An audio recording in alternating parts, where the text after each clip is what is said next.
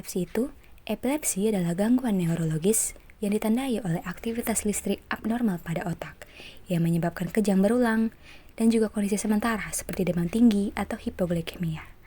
Kejang adalah gejala utama dari epilepsi, berupa gangguan perilaku, kesadaran, gerakan, atau sensasi akibat pelepasan impuls listrik pada otak yang berlebihan dan juga sinkron. Klasifikasi kejang menurut ILA ada 3, yaitu kejang vokal, kejang yang berasal dari satu area atau satu sisi otak, dibagi lagi menjadi dengan kesadaran utuh, yaitu penderita sadar saat kejang, kemudian dengan gangguan kesadaran, atau penderita kehilangan atau mengalami penurunan kesadaran. Gejala dapat berupa gerakan tubuh, motorik, sensasi aneh, emosi tiba-tiba, atau halusinasi sensorik. Yang kedua, kejang umum. Kejang yang berasal dari kedua belahan otak secara bersamaan biasanya disertai dengan hilangnya kesadaran. Jenis-jenisnya meliputi tonik-klonik atau kejang dengan kaku otot dan gerakan berulang, kemudian petit mal yaitu kehilangan kesadaran sesaat seiring pada anak-anak. Kemudian miklonik yaitu sentakan otot singkat.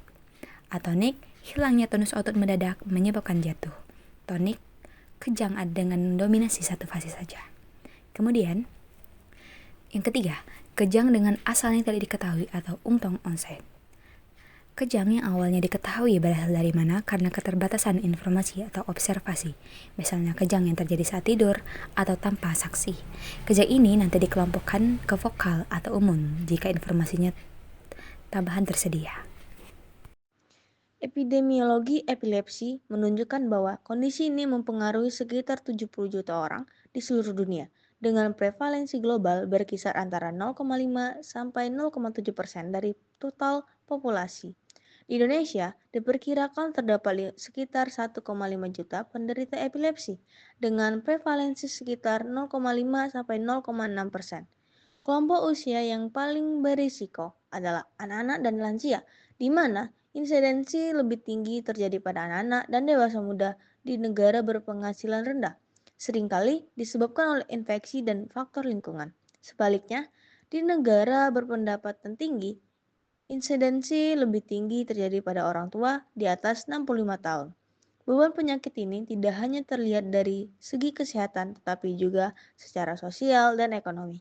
Penderita epilepsi sering menghadapi stigma yang dapat menghambat integrasi sosial dan akses ke pendidikan serta pekerjaan. Selain itu, biaya perawatan dan pengobatan epilepsi dapat menjadi beban berat bagi individu dan sistem kesehatan, mengingat perlunya perawatan jangka panjang dan potensi kehilangan produktivitas akibat serangan kejang. Mutasi gen kanal ion pada epilepsi. Epilepsi akibat mutasi gen kanal ion termasuk epilepsi genetik yang disebabkan oleh kelainan pada gen pengatur kanal ion di sel saraf. Kanal ion berperan dalam mengantarkan impuls listrik dan menjaga kestabilan aktivitas neuron.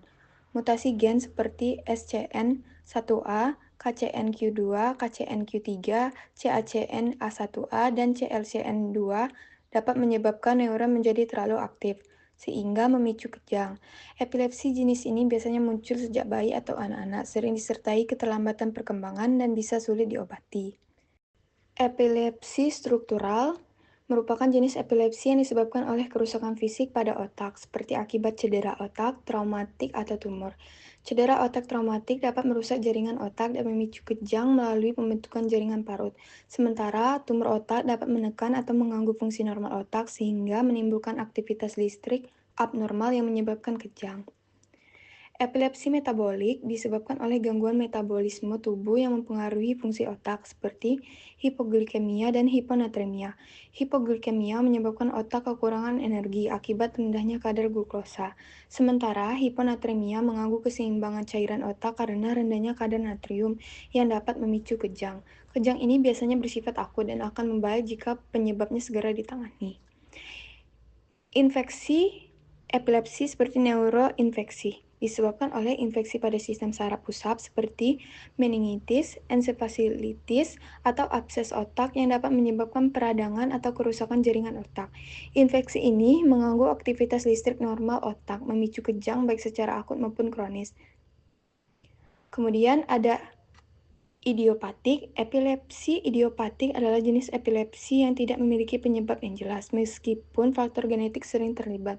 Kejang terjadi tanpa adanya kelainan struktural, metabolik, atau infeksi di otak. Biasanya muncul pada usia anak-anak atau remaja dan dapat berupa kejang vokal atau generalisasi. Pengobatan utama untuk mengendalikan kejang adalah dengan obat antikonvulsan. Selanjutnya, kita akan membahas patofisiologi dari penyakit epilepsi. Patofisiologi epilepsi berupa proses iktogenesis atau proses terjadinya serangan epileptik. Proses ini berawal dari eksitabilitas satu atau sekelompok neuron akibat perubahan pada membran sel neuron. Perubahan pada kelompok neuron tersebut menyebabkan hiperekstabilitas. Proses timbulnya eksitabilitas berbeda pada fokus epilepsi. Asal timbulnya eksitabilitas dapat berasal dari yang pertama yaitu neuron individual, yaitu neuron epileptik memiliki konduktansi Ca2+ yang lebih tinggi yang disebabkan oleh perubahan struktur dan fungsi pada reseptor membran postsinaptik. Selanjutnya, lingkungan mikroneuronal yang merupakan perubahan kadar kation dan anion ekstraseluler berupa peningkatan kadar K+ yang menyebabkan depolarisasi neuron dan pengeluaran yang berlebihan. Selanjutnya ada populasi sel epileptik, yaitu merupakan perubahan fisiologis neuronal secara kolektif menyebabkan produksi eksitabilitas yang progresif. Selanjutnya, ada pun mekanisme peran neurotransmitter dalam epilepsi, yaitu meliputi yang pertama yaitu kadar neurotransmitter atau GABA yang menurun pada fokus epileptik, dan pada epilepsi terjadi penurunan inhibisi terhadap reseptor GABA dan peningkatan metabolisme GABA postsinaptik. Selanjutnya ada glutamat yang merupakan sinapsis glutamergic berperan penting dalam fenomena epilepsi. Aktivasi reseptor metatropik dan ionotropik glutamat postsinaptik bersifat prokonvulsi. Pada pasien dengan serangan absans, kadar glutamat plasma ditemukan meningkat. Selanjutnya, ada kateklokolamin yang didapatkan penurunan kadar dopamin pada fokus epilepsi, sementara pemberian antidopamin mengabsorbsi serangan epileptik. Selanjutnya, kita akan membahas macam-macam kejang pada penderita epilepsi, yaitu terbagi menjadi dua, yaitu kejang total dan kejang parsial atau kejang sebagian. Kejang total merupakan kejang yang terjadi di seluruh tubuh. Kejang ini dapat dibagi lagi menjadi beberapa jenis, yaitu yang pertama ada kejang tonik-klonik yang ditandai dengan gerakan menghentak, tergigitnya lidah, dan sulit bernafas. Selanjutnya ada kejang absans yang ditandai dengan tatapan mata yang kosong, hilangnya kesadaran diri, dan tidak mengingat kejadian di sekitarnya. Selanjutnya ada kejang atonik yang ditandai dengan tubuh lemas, penurunan kesadaran, dan pingsan. Selanjutnya ada kejang miklonik yang ditandai dengan gerakan cepat pada otot secara tiba-tiba pada salah satu atau kedua lengan. Sementara itu, kejang parsial hanya terjadi di bagian tertentu. Kejang ini dapat dibagi menjadi dua, yaitu yang pertama kejang parsial sederhana, di mana kejang terjadi di satu bagian tubuh tetapi penderitanya tidak mengalami penurunan kesadaran. Selanjutnya, kejang parsial kompleks, yaitu kejang yang membuat penderitanya mengalami penurunan kesadaran, melamun dengan tatapan kosong, dan melakukan gerakan berulang seperti menggosok tangan, mengunyah, atau berjalan berputar-putar. Beberapa diagnosis yang digunakan, yang pertama itu adalah elektroensefalografi atau EEG. EEG ini digunakan untuk mendeteksi aktivitas listrik otak. Pemeriksaan ini sangat berguna dalam mendiagnosis epilepsi, gangguan kejang, serta memantau aktivitas otak pada pasien dengan gangguan kesadaran, ensefalopati atau cedera otak. Yang kedua itu MRI atau CT scan otak, digunakan untuk melihat struktur otak secara detail. Pemeriksaan ini membantu mendiagnosis stroke, tumor otak, pendarahan, trauma kepala, atau kelainan kongenital. Yang ketiga itu adalah pemeriksaan laboratorium penunjang elektrolit, glukosa, dan infeksi. Elektrolit ini digunakan untuk mendeteksi gangguan keseimbangan elektrolit yang dapat menyebabkan kejang, gangguan kesadaran, atau aritmia jantung. Glukosa digunakan untuk mendeteksi hipoglikemia atau hiperglikemia yang bisa menyebabkan penurunan kesadaran. Dan yang terakhir adalah pemeriksaan infeksi untuk mengetahui apakah ada infeksi sistem atau infeksi sistem saraf pusat seperti maringitis atau ensefalitis. Tujuan utama dari terapi epilepsi adalah untuk mengontrol kejang secara optimal dan meminimalkan efek samping dari pengobatan. Terapi dilakukan dengan menggunakan obat antiepilepsi atau OIE atau antiepileptic drugs atau IED yang bekerja melalui berbagai mekanisme untuk menstabilkan aktivitas listrik di otak.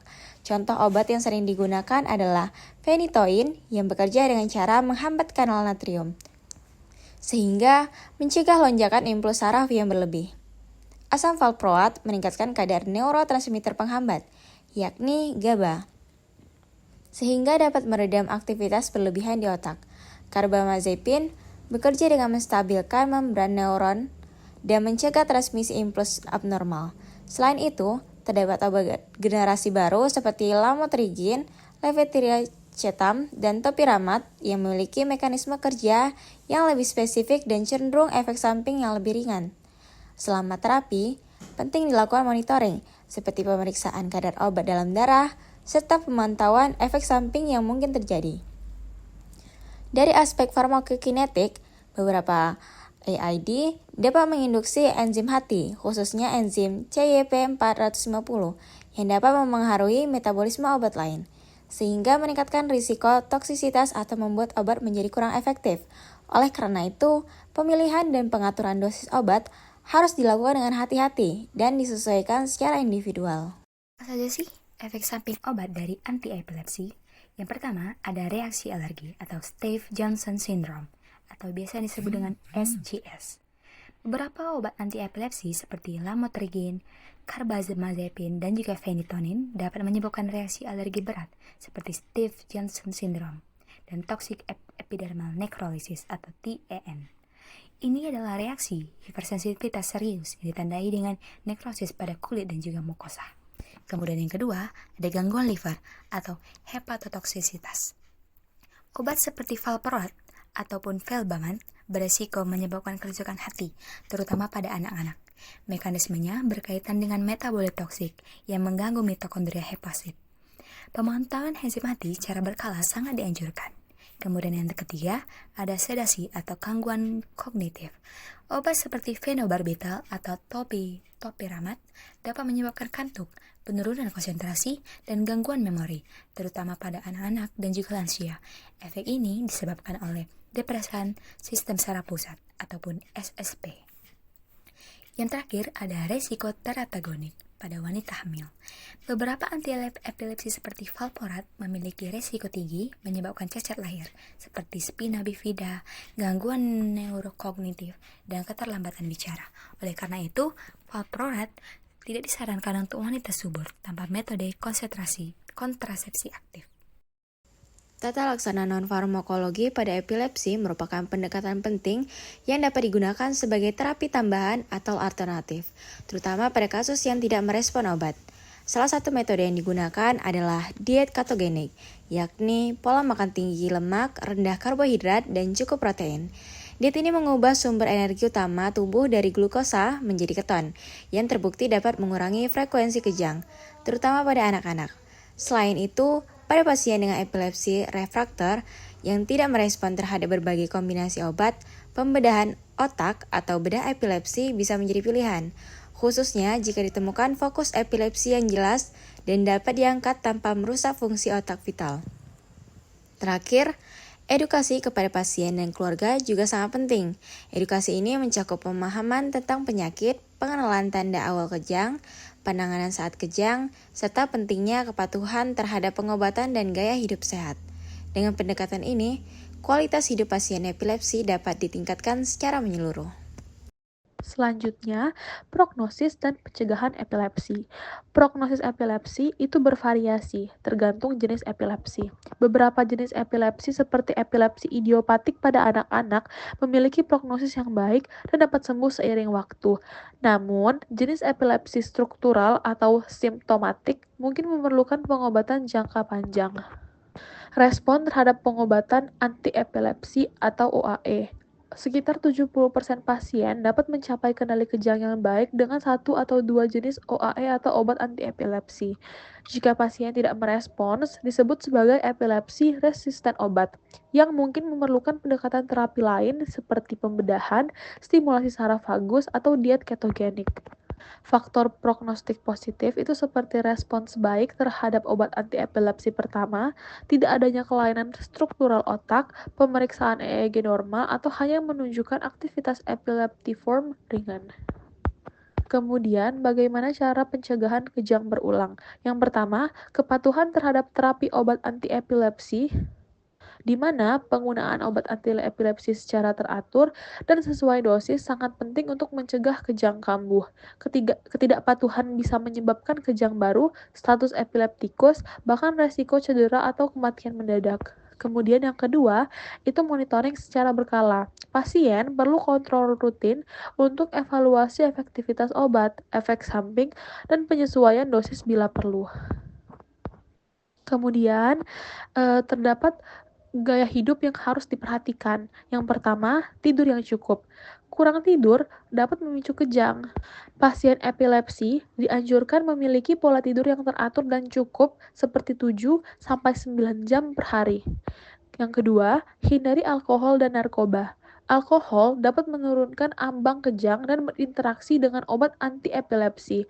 Narkoba seperti kokain dan amfetamin dapat memicu kejang berat.